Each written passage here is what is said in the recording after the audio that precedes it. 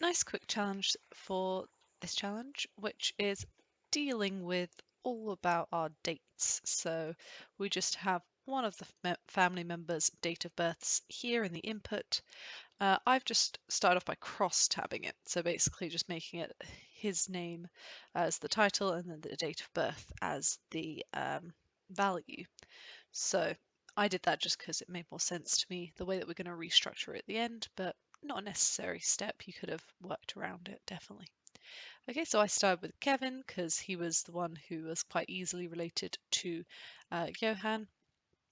So I did it in two separate steps here. So Kevin is 2 years and 53 days older than Johan. So I've minused off 2 years from Johan's date of birth and then minused off 53 days from that Kevin's value there to get our date of birth for for Kevin, sorry.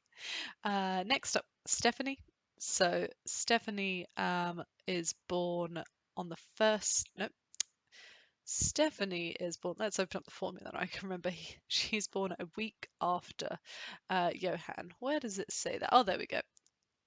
Who was born a week before Stephanie. So Johan was born a week before Stephanie, which means Stephanie was born a week after.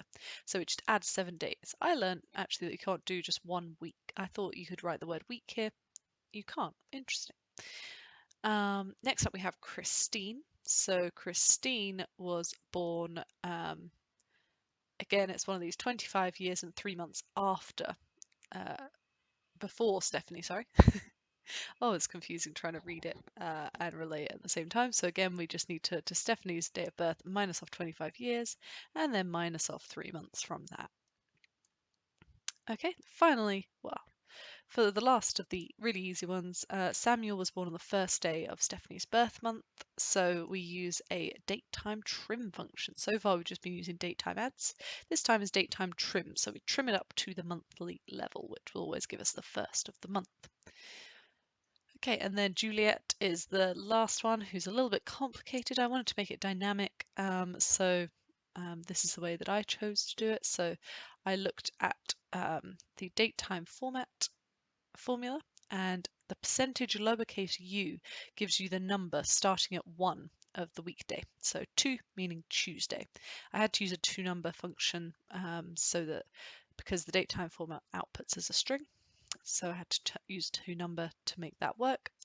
And then for Juliet's date of birth, we can say if this weekday is less than 5, then we can do add on 5 minus this value number of days to Stephanie, to Stephanie's date of birth. So say if it's on a Tuesday, as it is, then this would be 5 minus 2, so 3.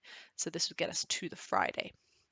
In all other cases, we'll have to minus 12 from that. So, sorry, take it away from 12. So, for example, if it was a Sunday, which is a 7, then we would do 12 minus 7, which would give us 5. So then add on 5 days to Stephanie's date of birth to give us the Friday.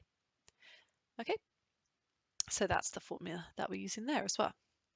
Then all we need to do is, ignoring this Stephanie weekday field, pivot, so transpose all of those name fields. So we have our people and their dates of birth.